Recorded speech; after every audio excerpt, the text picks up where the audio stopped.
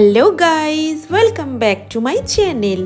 তো আজ সানডেতেই বেরিয়ে পড়লাম সকাল সকাল আমি, অভিষেক, ঝুমু আর রাজীব।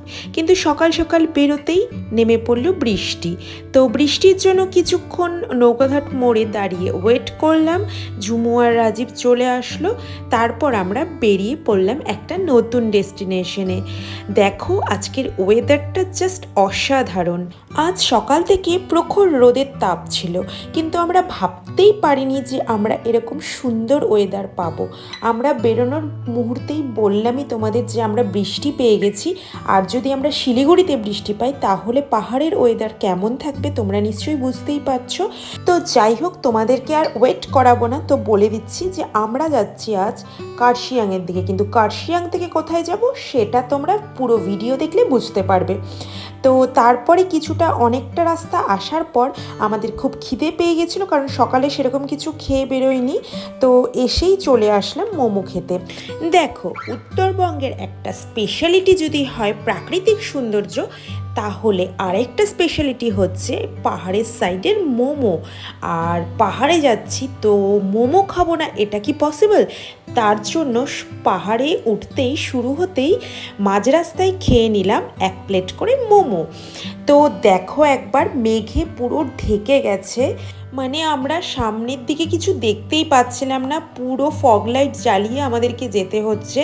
তারপর কিছুটা আসার পর তো আমরা দেখতে পাচ্ছি যে আমরা এটা নিয়ে হাসাহাসি শুরু করলাম যে আমাদের চোখের পাতাগুলো প্রায় জমে গেছিলো, মানে চোখের পাতাগুলো প্রায় বরফ হয়ে গেছিলো। সত্যি আমরা বাড়ি থেকে বেরোনোর সময় ভাবতেও পারিনি যে আমরা এত সুন্দর ওয়েদার পাবো। সত্যি কথা বলতে আমরা খুব লাকি, কারণ আমরা আগের দিনও যখন এসেছিলাম কার্শিয়াংয়ের দিকে তখনও আমরা এরকম মেঘে ঢাকা পরিবেশ পেয়েছি, আর আজকেও সেমই ওরকম। তো যাই হোক, আমরা এই যে কার্শিয়াংয়ের দিকে ঢুকে পড়লাম। এবার আমরা কার্শিয়াংয়ের মেন শহরে চলে এসেছি। তোমরা যখন আমার ভিডিওতে এতটা চলেই এসেছো, তো তোমাদের আমি বলেই দিই যে আমি আজকে কোথায় যাচ্ছি, আমরা আজ কোথায় যাচ্ছি, আমাদের ডেস্টিনেশন আজ কোথায়।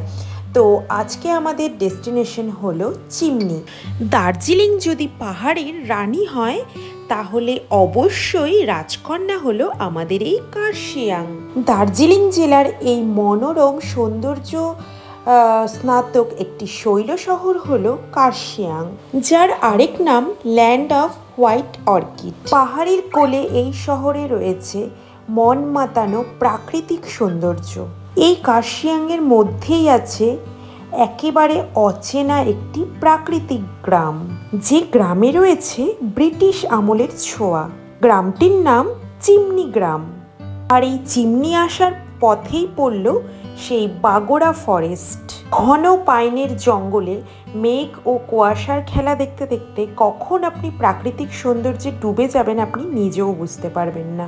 সেই সব পাহাড়ের সৌন্দর্য দেখতে দেখতে আমরা পৌঁছে গেলাম সেই চিমনি গ্রামে, আর যেখানে রয়েছে এই অসাধারণ পুরনো ব্রিটিশ আমলের সেই চিমনিটি। শান্ত নিরিবিলি এই গ্রামে অহরহ চলতে থাকে মেঘ ও বৃষ্টির খেলা।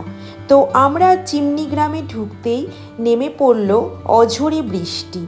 তো আমরা সবাই মিলে দাঁড়িয়ে ওয়েট করছি কখন বৃষ্টি থেমে যাবে। তো তারপরে আমরা গিয়ে পুরো চিমনি গার্ডেনটা ঘুরে ঘুরে দেখব।